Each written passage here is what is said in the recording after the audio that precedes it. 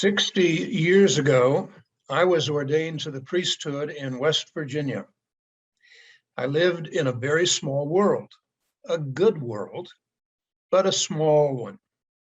Then step by step, my understanding of the world expanded as I served different congregations. My first congregation was mostly made up of dairy farmers who milked the cows 2 times a day. My next congregation was in a Civil War town, not far removed from the issues of slavery. My next 2 congregations were in steel towns, where mostly immigrants from Central Europe flocked to work in the mills. My next congregation was in a pottery town, where most of the workers were formerly pottery workers from Great Britain.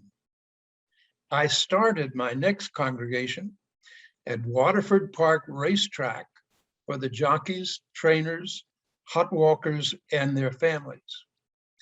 My next congregation was in Washington, D.C., where the President of the United States and the Secretary of State were parishioners. Then, for 27 years, I was the Episcopal Bishop of the Diocese of California. Then I had Japanese congregations, Chinese congregations, deaf congregations, Native American congregations, Hispanic congregations, and on and on. Plus, I spent 8 of those years officially linked with congregations in Jerusalem, and 10 years officially linked with congregations in China. For a young man from West Virginia, my world just kept getting bigger and bigger. When you come to serve, you open your heart in sympathy to all sorts and conditions of human experience. If you follow your heart, I guarantee you that you will end up taking actions.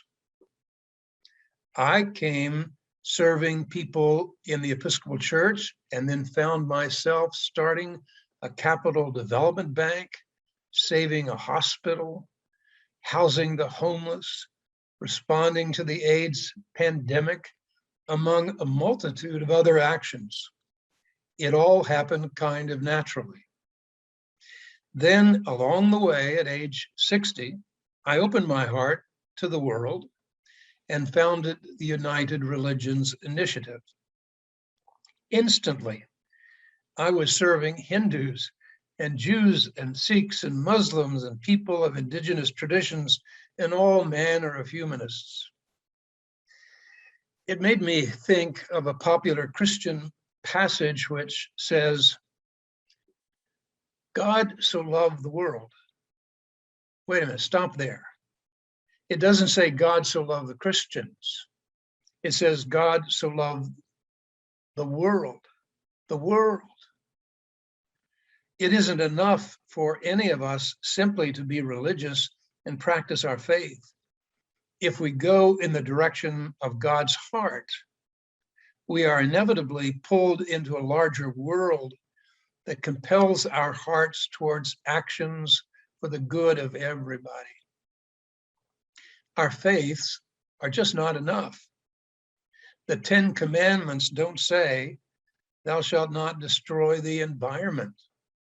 The 10 Commandments don't say, thou shalt not create nuclear weapons that will destroy the world. As our world expands, our commandments and their obligations have to expand. Religious people have to elevate their games and love the world that God loves. I had a friend in Washington, D.C. who was teaching a class on the campus of the National Cathedral. Since it was a sunny spring day, he moved the classroom to teach sitting on the grass outside the cathedral. Halfway through his class, a workman high up on the building started making a great racket with a jackhammer. My friend lost patience and yelled up, "Be quiet, I'm teaching a class." The workman yelled down, "Too bad, I'm building a cathedral."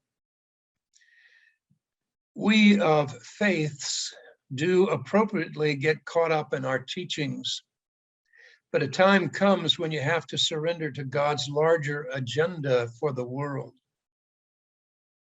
No matter who you are, a much bigger world beckons to you and depends upon you to acquire new passports, cheer for new teams, get down in the dirt, and touch the pain of all kinds of new people. I want to thank the Parliament of the World's Religions for this truly great honor of speaking here, and especially for the theme of opening our hearts to the world, compassion in action. Thank you.